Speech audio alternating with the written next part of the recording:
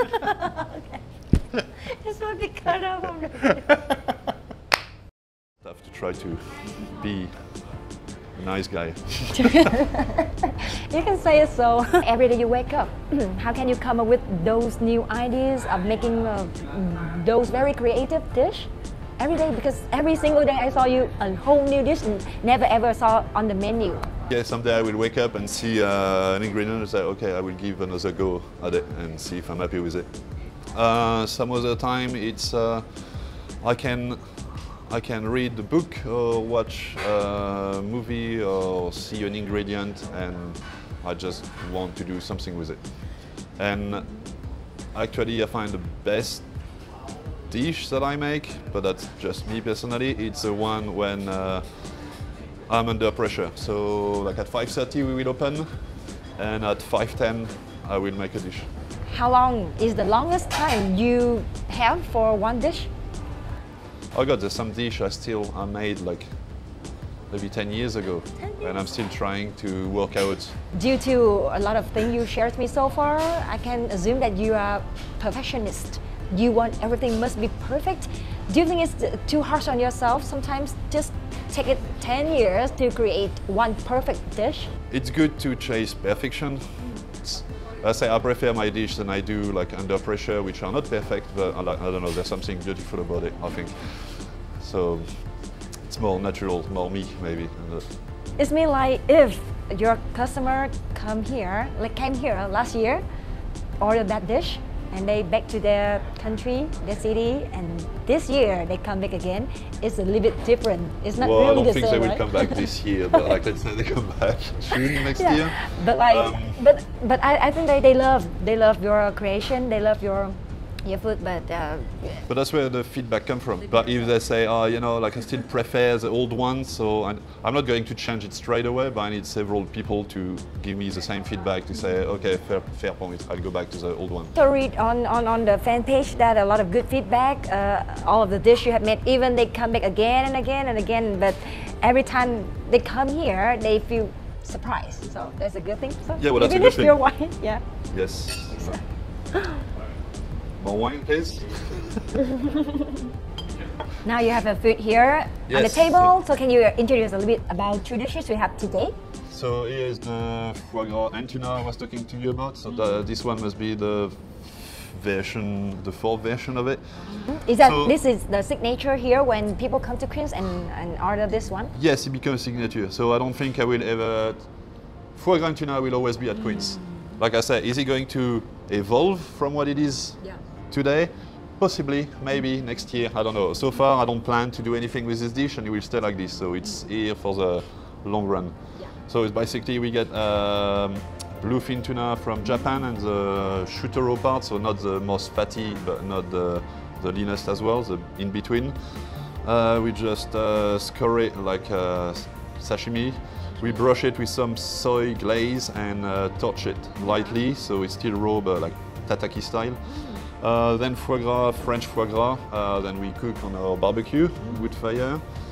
On the bottom we have some chocolate tomato from Dalat, yeah, so that's the name, chocolate tomatoes. There's a very dark one, which are my favorite because they're the sweetest. Yeah, so we peel them, we dehydrate them to intensify the flavor, and then we smoke them. When this is finished, we dice them to make a kind of a tartare with some shallots to bring some freshness. So that's at the bottom. Then we top it with sushi rice. Now, between what you don't see, they're like sushi rice, and we cook, dehydrate, and puff to give some texture to the dish. Then the foie gras, and then some raw golden berry just for the freshness and sour element to cut through the fat. And then the dressing on itself, it's a long process. So we make like a sushi rice, what the Japanese chef used to season the rice to make the sushi. So we get the rice, infuse it with kombu and some sugars, and we boil it and smoke it with katsuobuchi, the dry tuna. Then we mix it, we make a tomato water to mix it, to make the dressings, and we smoke the whole dressing. And that's it, that's the dressing. And the green oil, it's oil made from the shiso leaf, which is... And how about this one? So this one as well, this I changed it maybe 2 years ago from what it used to be. I'm very happy with it now. No, actually, this one I plan to change. So maybe you come back in 2 months' time, it will be changed. So this is a duck from Vietnam, from the north of Vietnam. They cross it with Barbary breed. So surprisingly, they're enormous duck magret. They're like as big as a French one. It's like 300-gram duck breast. They've got very good fat content and a lot of meat. So when we receive, we age it for a week before, so to intensify the flavor, lose some water, so we get a bit more gamey. Then the cherry, so when the cherry are in season, this is not from Vietnam, either from US or Australia, we buy a lot of it and we pickle it, and then we use it all year round. So the pickled cherries, duck jus, we do, and this is lacage, what we call lacage in French. So it's a mix of soy sauce, vinegar, honey, also many spices, like there are too many spices too, but like a lot of coriander, cumin, pepper, and some cherry puree. And we cook it down until it's like a really thick compote like this, and we burn it to give the flavor. Because originally, before this dish was made, we used to put the lacage onto the duck and finish it in an oven so it caramelizes on the duck. Okay, but now you change. Yes, because I found the first process was very good, but you lose the crispiness of the skin by doing this. So now I put it on side. And this one is parsnip, goes with parsnip puree. So that's they grow it in Dalat now. It's a great size. It took a few years for the farmers to make it. Yeah, but like when zoom into details of 2 dishes today, I found that you very like picky on select those ingredients. Like, yes. But like, how can you maintain your quality of all of the dishes during the 4 seasons? Right? Because we use a lot of, like, the duck is one of the only protein I think we use from Vietnam. Everything else, like the beef, all our beef come from either Australia or Japan, because the beef in Vietnam is not that high quality. Yeah, no, it's not there yet. Our pork is from Spain. When we do chicken, it's from France. So I try to use local ingredients if the local ingredients I find them good enough to be used. Otherwise, I can still go to look for the best ingredients I can think of. Which is the proper way to eat this one? All together. So I see a lot of people that eat the tuna first, and then they're left with the foie gras. So you should. The tuna is there to bring contrast to the foie gras. So because this is fresh and raw, and this one is very fatty and cooked, so it works. A lot of people see on the menu tuna and foie gras, and they're like, yeah, this is really weird. It works. It works very well. Actually, it's very surprising. So, is it tuna? Too much tuna? A little bit too much tuna. Okay, I'll cut it out. But then again, you do you, I do me. Okay. I'm going to follow you. Yeah. Okay. Try this one.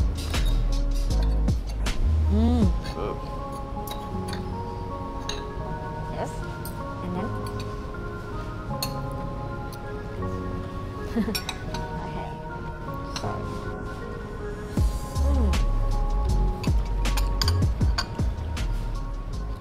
It's like, it's just a very perfect combination. Like the foie gras is just a bit creamy for me. Like, but when we mix it with the tuna one, you have some crispy. The sushi rice will give some texture in the dish. Texture, yeah, and then the taste just very light and great. It's good, like, because usually Vietnamese people prefer something very, very savory, some very like intense in the palate, but this one is just very sweet our palate for me, just for me. Yeah. Cheers.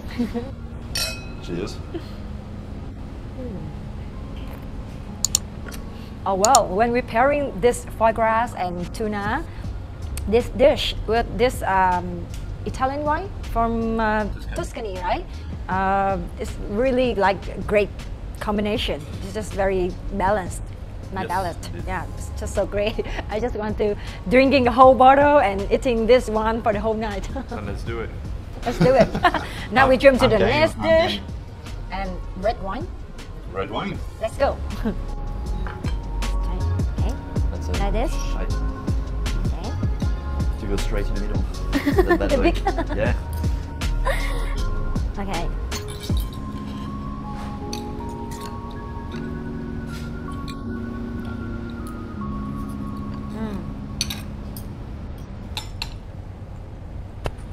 Wow, it's just so good. A bit, for me, it's a bit sweet, but I just love the meaty, the creamy, the fruitiness of those dressing, and wow, like I'm in the heaven now. A lot of people love this dish. I'm happy too as well. Sometimes I wonder why do I want to change it, but I just want to change it. What we don't do. But like you said, in the next 2 months, you're gonna change it in another way. But I think it's perfect now. Why do you want to change it? Why not? If I have to change, I will say bye-bye to the lacage, which is a shame because I love it. Like I love this dish. Yeah, I love this one and this dish. one. It's just, I want to try something new. Just a new experiment. Thank you for your very hardworking to pairing this wine, and right now we are have the red wine. A lot of drinking and trying. It's like it's not easy. It's not easy. It's a job. It's a full-time job. So now here we have the red wine. Is that the Condesasso from Tuscany Italian wine? Is this pairing perfectly with this duck breast? So enjoy. Like tannic. There's so much sweetness in this dish, and the balance with like this dish can go with any wine for me, like from Pinot Noir to Shiraz to like a very light red to very bold red. Yeah. And this is also very fruity, and the red wine here we have the red wine also from Tuscany of Benfi brand, so also very fruity. So I think it's just a great and balanced with when we're pairing this one and this one. Just so cheers. Another piece. Another piece. Yeah. No, that's now my arrogance, my French arrogance will come. I just want to say, I love this dish. Okay. I love this dish. I think now because not because I make it. But You think your staff made it better than you, or I hope so. I train them enough to do so. So that's the goal. Like if they can cook better than me, great. So back a little bit about Quince. Why you choose the name Quince for your restaurant? And I also know that you have one in Bangkok and one here in Vietnam, Ho Chi Minh City, right? Mm-hmm. So, like I did not choose the name. So like I joined the team way later. So they created the original Quince in Bangkok, I believe 10 years ago now. At the time which remind me a bit of our situation in Saigon, at the time where Bangkok there was not all those famous restaurants that are now. So at the time in Bangkok, a lot of restaurants were from big hotel. Yeah. So that's where people used to go in Bangkok to eat good food. And Quince was one of the first restaurants to open in an area of Bangkok which were not very separated. Like people will say, yeah, that's crazy to open there. But they make it work, and it become a very big success, which to me, when I look back at the time when they opened this, it kind of paves the road to all those big restaurants, which they shows, and you could open a standalone restaurant doing some food outside of what has been done mainstream in difficult area, and make it work. So that invite a lot of people to do so. Quince. So now Quince is in the Kikong Street, but compared to other streets in the center of Saigon, like this street one, we have Đồng Khởi Street, Nguyễn Huệ Street. Those are very famous streets for some international restaurant to open. But Kikong is a bit hidden gem, I think. Yes, it is. Right. For now, anyway, because like since we open, we see like not far from Kikong, it start to gentrify a lot. Like this whole part of the city start to be really gentrified, and I believe also when they finish the metro work, like the train work, and they reopen this. And they can work here. Yeah, it would be much more easier to get to this side of the street of the town, and more people start to opening new location outside those famous streets because the rent is crazy. Also, Quince is a name that when mentioned about, everybody knows. So congratulations, because you have built a very good reputation for Quince Saigon, right?